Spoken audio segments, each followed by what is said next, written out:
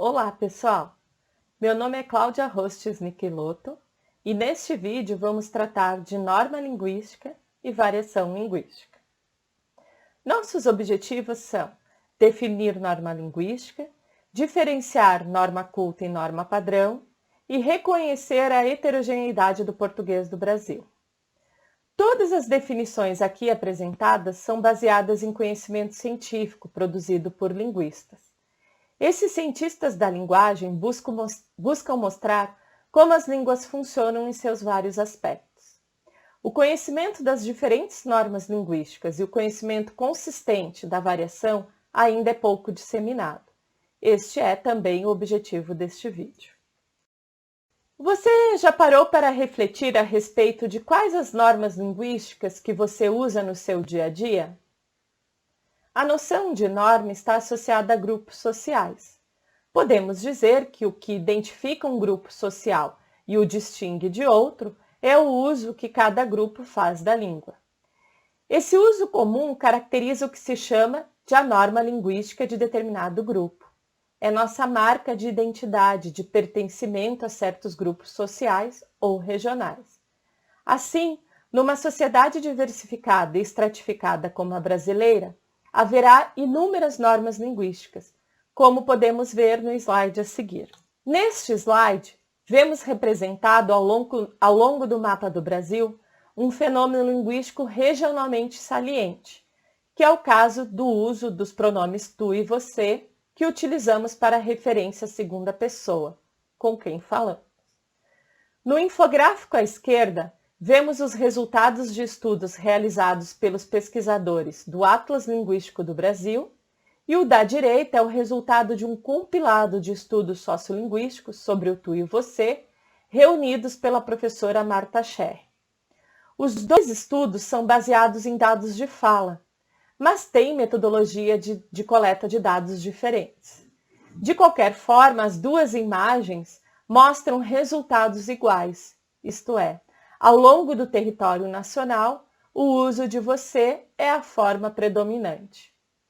Do ponto de vista regional, se focarmos a lente da câmera para a região sul do Brasil, vamos ver um comportamento bem interessante nos dois mapas. O Rio Grande do Sul apresenta o uso de 100% de tu e o Paraná também apresenta o uso de 100%, mas de você. Santa Catarina, por sua vez, que é o estado fronteira com esses dois outros estados, apresentou o uso de 50% de tu e 50% de você.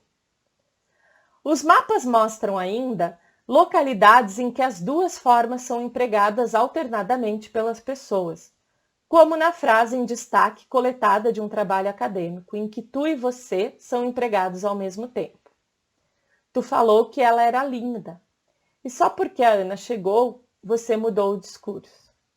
Além desse uso alternado das duas formas pelo mesmo indivíduo no mesmo contexto, os estudos revelam que há valores de grupo associados aos usos dos pronomes tu e você, pois algumas pessoas vão usar você formalmente e tu na intimidade, que é o que normalmente ocorre aqui na região oeste de Santa Catarina. Enfim, a conta dos dois mapas não deixa dúvida. O você é o pronome mais empregado. Mas, por meio desses dois pronomes, também podemos supor a origem regional do falante. Assim, há inúmeras normas linguísticas na sociedade brasileira, não só para o uso do tu e do você, mas para outros fenômenos linguísticos mais ou menos salientes, isto é, que chamam mais ou menos a nossa atenção. O termo norma, então, ele remete a dois sentidos. O primeiro sentido diz respeito a uma noção geral, em que norma equivale à variedade linguística, a toda e qualquer variedade linguística, como vimos nas imagens do slide anterior. O segundo sentido remete a uma noção mais específica, o que quer dizer que norma é um conjunto de preceitos que definem o chamado bom uso, o uso socialmente prestigiado. Neste caso, estamos diante de uma tentativa de regulamentar controlar, normatizar o comportamento dos falantes em determinados contextos. Portanto, é o grupo social que estabelece as regras do desempenho linguístico, não o indivíduo. Também é importante reforçar que a língua comporta não apenas uma, mas várias normas. Por isso, reflitam sobre essas duas frases que vemos na tela. Todo falante é um poliglota em sua própria língua, de Evanildo Bechara. Todo falante é um camaleão linguístico, de Carlos Faraco. O que podemos concluir pela leitura dessas duas frases? Que não basta que o indivíduo domine as variedades linguísticas, ele também deve adequar a sua expressão linguística ao contexto sociocultural. Portanto, o grupo e o contexto socio-interacional definem quais normas devem ser empregadas pelo indivíduo. É provável que você já deve ter lido ou ouvido as expressões norma culta e norma padrão. Será que são expressões sinônimas? Para alguns autores, sim. Para outros, não. Nós também vamos tratá-las de modo diferenciado, pois há muita confusão terminológica e conceitual a respeito. É um pântano, como diz Carlos Faraco, porque há muita variação nos termos utilizados. Então, vamos passar à definição dos dois termos. Primeiro, norma culta designa, tecnicamente, o conjunto de características linguísticas do grupo de falantes que se consideram cultos. Na sociedade brasileira, esse grupo é tipicamente urbano, tem elevado nível de escolaridade e faz amplo uso dos bens da cultura escrita. Assim, a norma culta deve ser depreendida a partir do uso efetivo da língua, e por isso também está sujeita a variação e mudança. Trata-se da norma real, ou seja, diz respeito aos padrões efetivos de uso observável num certo grupo social, ou ainda diz respeito ao fluxo espontâneo do funcionamento social da língua. Um exemplo simples de variação na norma culta pode ser percebido com a seguinte situação. Imagine que um aluno pede um livro emprestado ao professor e este promete trazê-lo no dia seguinte. As seguintes respostas, entre outras, são possíveis no âmbito da norma culta da língua portuguesa. Trarei o livro amanhã sem falta. Vou trazer o livro amanhã sem falta. Trago o livro amanhã sem falta. Temos três formas alternativas para expressar o tempo futuro. Na primeira, o verbo flexionado no futuro, trarei, no futuro do presente.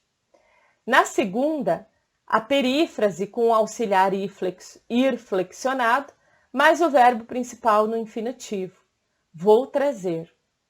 E a terceira, o verbo no tempo presente, trago. Esse exemplo demonstra que a norma culta não é homogênea, ou seja, é devido ao caráter heterogêneo da norma culta que há autores como Marcos Banho, que preferem falar em variedades cultas, no plural, porque não existe um comportamento linguístico homogêneo, nem por parte dos ditos falantes cultos.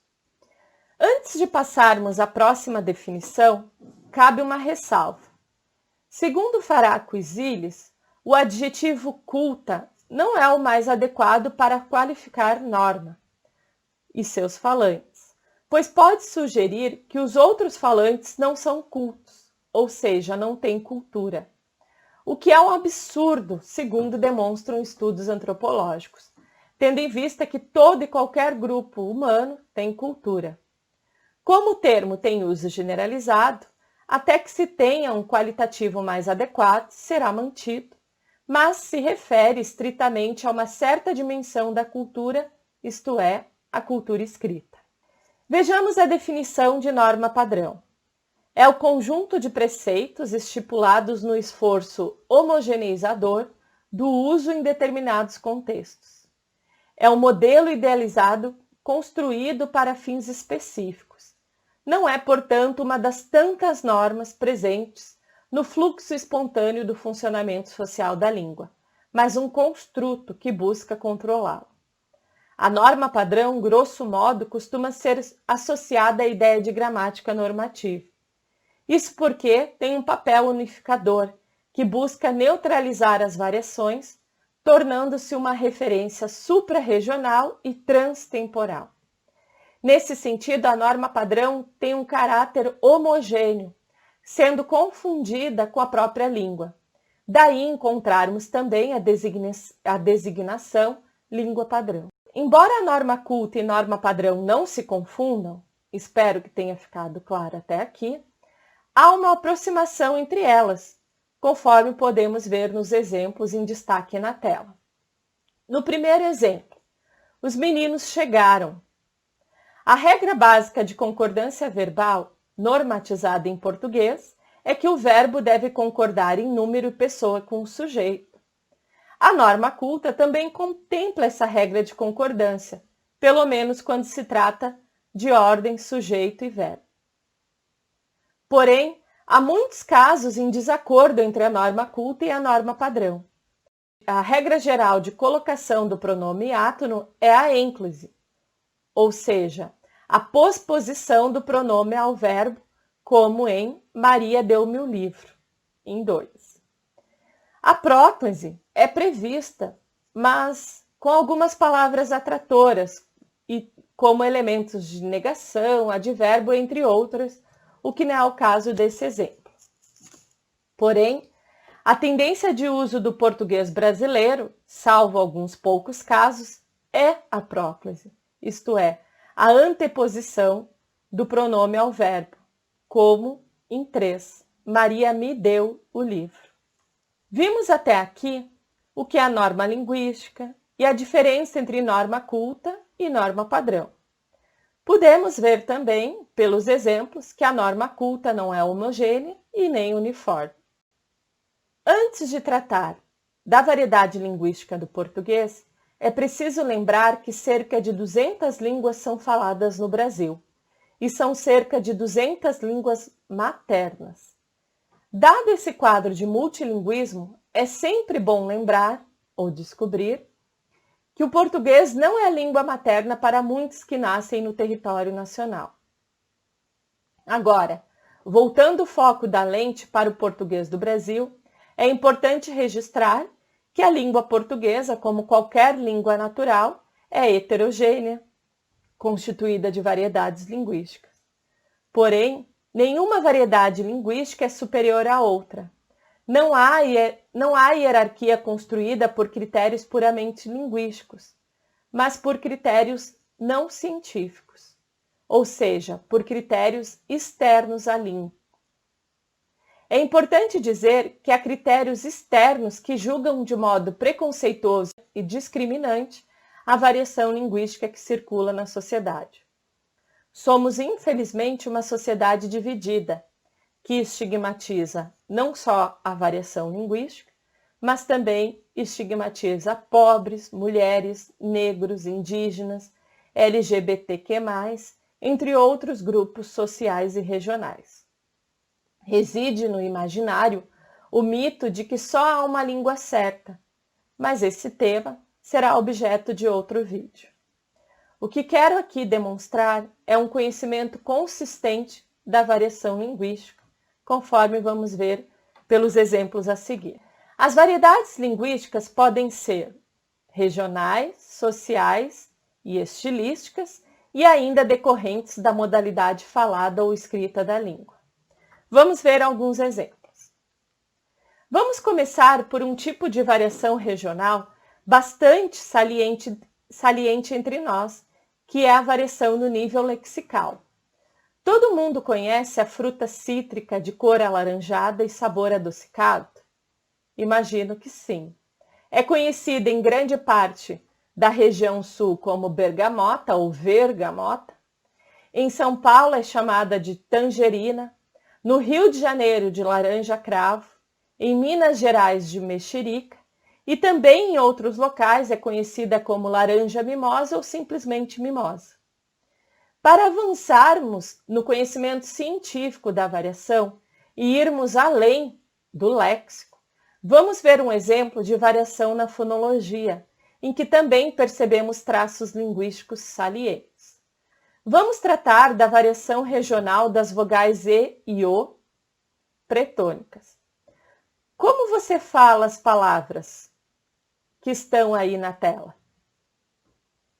Elas são pronunciadas como vogais abertas, E e O, no Nordeste, e como vogais fechadas no Sudeste e no Sul, E e O. Ouçam essas palavras no áudio a seguir. Localizado, aproximadamente, modelo, metade, território, territorial. Localizado, aproximadamente, modelo, metade, território, territorial. Um outro exemplo de variação regional, agora no nível morfossintático, é o uso dos pronomes tu e você, que eu apresentei no início deste vídeo.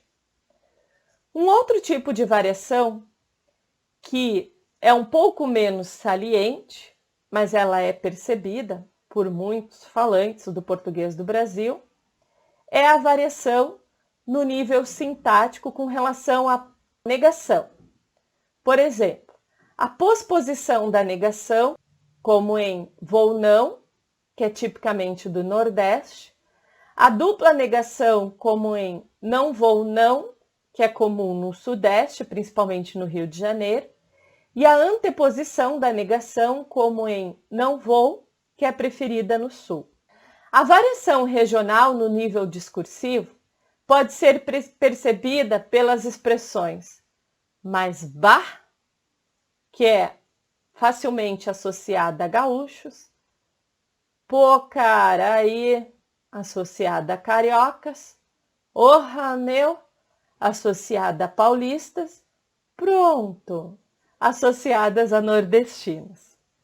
Agora vamos ver dois exemplos de variação social. A variação social corresponde às diferenças sociais dos falantes, principalmente relacionadas à idade, ao grau de escolaridade e o nível socioeconômico. Com relação à faixa etária, pesquisas têm atestado a hipótese clássica de que os indivíduos adultos tendem a preferir as formas antigas e os mais velhos as formas novas. Por exemplo, os jovens estão evitando a forma nós e usando mais a forma a gente. Jovens também estão evitando as regências ir a e ir para, preferindo a regência ir em. Outro aspecto controlado em termos de variação social é o grau de escolaridade. Um exemplo de variação no nível morfossintático é a conjugação verbal. Frequentemente, a conjugação verbal é reduzida a duas formas: eu vou, tu, você, ele, nós, vocês e eles, vai. Esse tipo de variação é encontrada nos grupos com nenhuma ou pouca escolarização, o que implica a não concordância verbal nesses casos. No nível fonético, se tem percebido um cancelamento de vogais pós-tônicas por falantes também não escolarizados. Por exemplo, em palavras como abóbora, abóbora, árvore, arve, fósforo, fósforo, relâmpago, relampo, fígado, figo, óculos, óculos, cócega, cosca, chácara, chacra.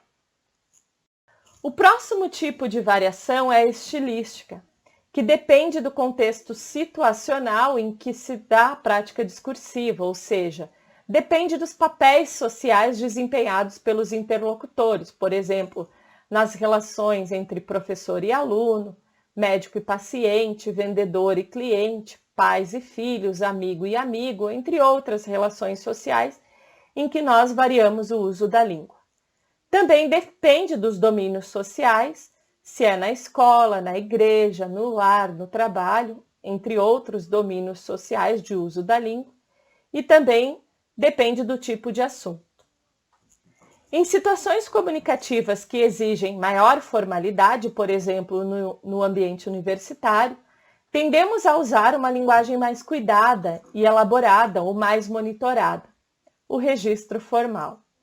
Em situações familiares e informais, usamos uma linguagem coloquial, menos monitorada, o registro informal. Lá no início do vídeo, nós vimos duas frases que retomo aqui a respeito do uso da linguagem que deve estar adequada às diferentes situações comunicativas, como uma etiqueta social. É como a roupa que usamos, por exemplo, vestido de festa para ir a um casamento, maiô para ir à praia, pijama para dormir, entre outras vestimentas que usamos a depender da situação. Por isso, é sempre bom lembrar que todo falante é um poliglota em sua própria língua. Todo falante é um camaleão linguístico. Portanto, ele deve adequar a sua linguagem às diferentes situações comunicativas. Por fim, o último tipo de variação é o decorrente das modalidades oral e escrita, que é extremamente importante considerar, não só aqui no contexto universitário, mas também no ambiente profissional. As duas modalidades, fala e escrita, se assemelham quanto às condições gerais de uso da linguagem, já que ambas expressam as mesmas intenções comunicativas e compartilham o mesmo código linguístico. As maiores diferenças entre as modalidades fala e escrita decorrem das condições de produção. Por exemplo, o tipo e o tempo de processamento das informações, levando, por exemplo, a hesitações, falsos começos e reparos na fala e a maior planejamento e elaboração na escrita.